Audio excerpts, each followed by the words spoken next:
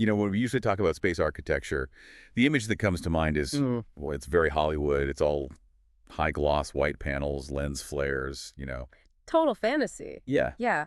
But the source material we're looking at today, it starts with something else entirely, something that feels almost gritty. It's that video, right? The one that just dropped a few weeks ago with zero fanfare. That's the one. So for everyone listening, let's just set the scene. You're scrolling and you see this clip. No logo, no epic voiceover. It's just silence. Her silence. Yeah. And you've got this gray tumbling rock in the middle of the frame, just a standard asteroid. Right. And then these mechanical claws drift into view, and they don't grab it like some kind of monster. They gently press against it. It's a nudge. It's a nudge. And the rock spins, stabilizes, it shifts direction. And then you just get that single caption, Aurora building a new home. And that, I think, was the moment the whole conversation shifted. Because until then, space was about ships, about vehicles. But Aurora Cosmos, this isn't a ship. It's not a station like the ISS, which is really just a tin can. It's a world, a massive rotating world that's being manufactured right now out in the asteroid belt. It's the move from just visiting space to actually staying there.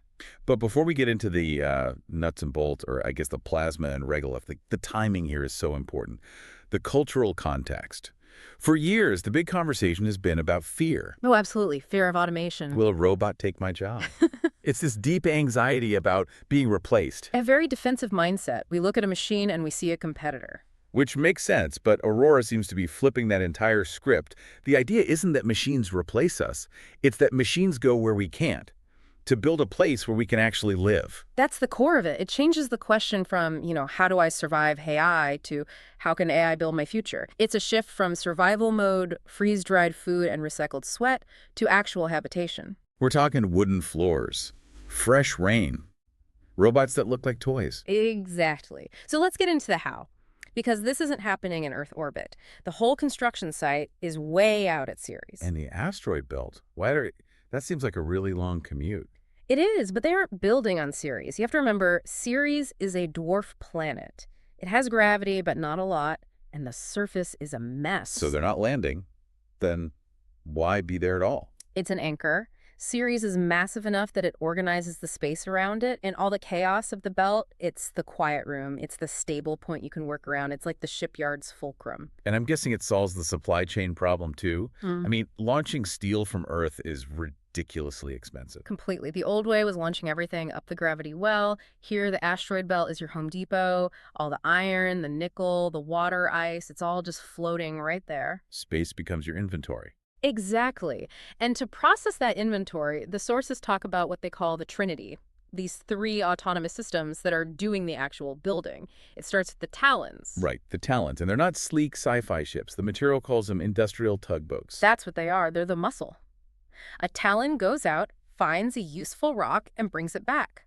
But it's not just grabbing it.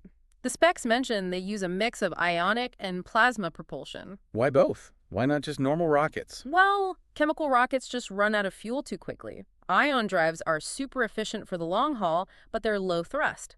When you need to push a rock that weighs a few million tons, you need pork. That's the plasma part. And they run on RTGs, the nuclear batteries. They have to. But why nuclear? Why not solar? There's plenty of sun out there. Not really.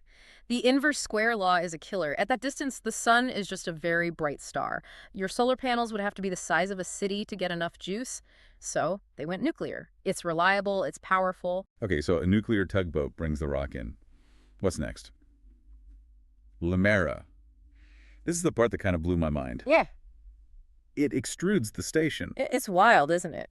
Lumera is basically a giant floating induction forge.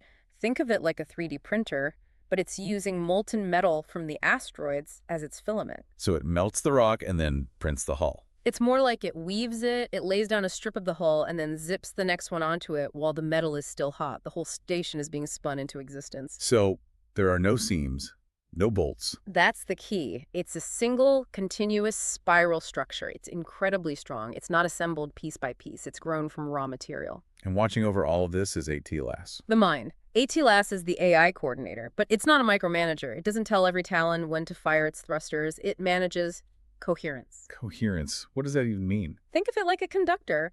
It's making sure the supply line of rocks from the talons matches the production speed of Lumera, all while keeping the entire structure in a stable orbit. It's a symphony of massive objects. There's this one detail in the specs that I just think says so much about the whole philosophy. The Base 34 identification system. Oh, I love that detail. It seems so minor. Right. So they use numbers and letters for parts, but they took out the letter O and the letter I. Because they look like 0 and 1. Exactly. And a computer could not care less about that. To a machine, a code is just a value. It doesn't get confused. But humans do. So they designed the system for human perception from the very beginning. The tech has to adapt to us, not the other way around. Speaking of adapting to us, we have to talk about the Arians, the actual workers, because they do not look like any sci-fi robot you've ever seen. Not at all. They're almost cute. Oh, I'm looking at an image now. Matte white. Looks like plastic. And the face is just a simple LED screen. 2 little rectangles for eyes and a smile. It looks like a toy. And that is 100% intentional. The design is explicitly anti-militaristic. And what does that mean in practice? Well, think about the robots we're used to. Boston Dynamics, that kind of thing. They look industrial, powerful, which makes them look a little dangerous. Unsettling. Right. If you're going to live your life surrounded by thousands of these things, you can't be afraid of them. So they're matte white to look clean, not intimidating. The simple face signals emotion without falling into that uncanny valley. They don't compete for identity. Precisely. They're helpers. Yeah. And they operate as a swarm with this almost telepathic coordination. But my favorite detail is the battery system. It's just so practical. The backpack swap. Yes. Yeah. They carry 2 packs. When one runs low, they just reach around and swap it themselves. But if they're in space, holding a beam or something, another Orion just floats over and swaps it for them. That's built-in teamwork. It is. And it connects to this concept from the AI experts, the mother-child principle. That sounds a little, I don't know, patronizing. It can, but think about the logic. The fear is always that a superintelligence will dominate us, crush us. This model is different. The mother AI sustains the child humanity until it can stand on its own. It's life support, not control. Exactly. The robot changes its own battery so the human doesn't have to risk going outside. It's a nurturing intelligence. Which is a nice thought, but space is still space. And the biggest killer out there is radiation. On a cylinder, the sides are protected, but what about the ends, the flat caps? That's the weak spot. You can't just pile dirt on the end caps because there's no spin gravity there to hold it down. So you have these 2 massive surfaces exposed to the cosmos. And the solution is the liquid shield. Just water. A massive cellular wall of water. Water is fantastic at blocking radiation. But the genius part is that it's cellular. It's not one big tank. Why is that so important? Micrometeors. A tiny rock hits one big tank, and you've got a catastrophic failure. But here, if a meteor punctures one cell, the water inside vents into space. And it boils instantly. Right, but boiling sucks up energy. It sucks up heat. So the remaining water flash freezes into a plug of ice. It heals itself. It plugs its own hole in milliseconds. And the best part, from the inside, you don't even see it. The whole interior of that wall is covered in climbing plants. Green camouflage for the heavy engineering. You look at the end of your world, and all you see is a vertical forest. Which brings us to what it's actually like inside. The sources call it slow space, and honestly, it sounds nicer than a lot of cities on Earth. It really does. I mean, first, you have normal Earth gravity from the rotation, but the cylinder is so wide, 20 kilometers, that you don't feel enclosed. The horizon feels flat. And the air isn't just recycled HVAC air. They talk about living air. This is so key. A machine can scrub CO2, but you get sterile, dead air. On Aurora, they introduced moss, fig trees, soil. They wanted the smell of damp earth after it rains. That smell has a name, petrichor. They wanted petrichor in space, and they got it. There's that one detail from the audio sensors. The tick. Oh yeah, the microphones in the soil beds. They picked up the single tick of a root growing. That is just, it gives me chills. That's the first sound of life. The sound of a world waking up. And to get around this world, there are no cars, no traffic. The whole philosophy is moving at the speed of conversation. You have these little autonomous pods called ORBIs. I'm looking at the design now. They're transparent, but the seats face each other. Right. You don't stare at the road, you face the other passengers. It's designed for connection, and the top speed is capped at, what, 50 kilometers an hour? That seems really slow for the future. But that's the point. You've already arrived. Why hurry? The whole system is designed to lower your stress, not raise it. And for the heavy lifting, there's the ER-GO. Same chassis as the Orbi, just with a flatbed. You see Orions riding on the back with their tools. And if you look under both vehicles, you see the same modular battery. The little green lights. Same system the robots use. It's all integrated. If your pod runs out of juice, an Orion could literally hand you its battery. It's an ecosystem. Which brings us to the big why. People are actually moving there. So what happens when you arrive? Even the arrival is different. You don't crawl through a docking tube. A mobile elevator, an LMOV, comes and gets you, carries you into the station, and then you get to your house. The arrival houses. And these are not some tiny little pods. We're talking 600 square meters, 4 bedrooms, made of real wood. Hold on, 600 square meters. That's a mansion. How is that even possible? Because volume is cheap when you're building in the void, and the walls are modular. You ask the house for a bigger living room, and the Orions come and reconfigure it. But the real kicker is the economics. There's no bill.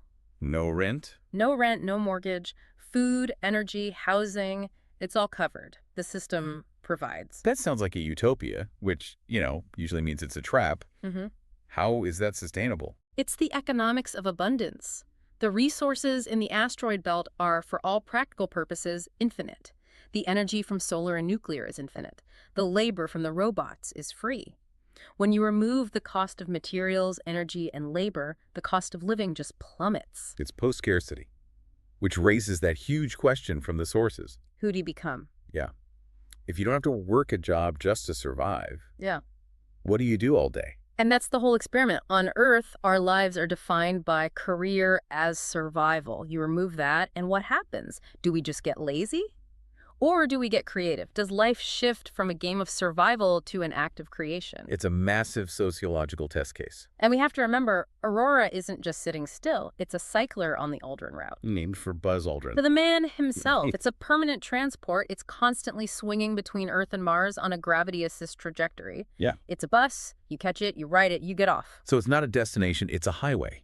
A permanent bridge between the planets. She connects everything. We've covered all of this incredible tech, the robots, the philosophy. It sounds almost perfect.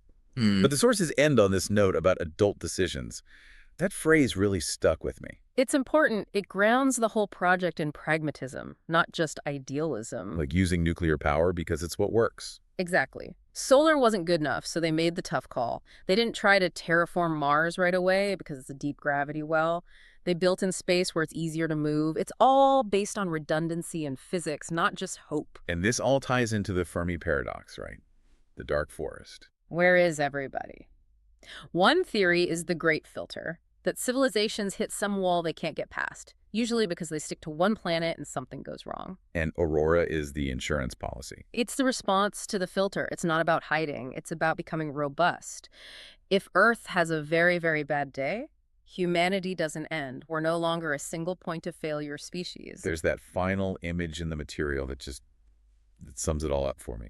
The shadow. The first shadow that Aurora cast on the surface of Ceres. Yeah. It's just a shadow, but it means so much. It's proof. For all of history, we've just been looking up now. Now we're putting mass up there. We are actually changing the solar system's landscape. We're not just visitors anymore. For so long, the story about leaving Earth was about billionaires fleeing a dying planet.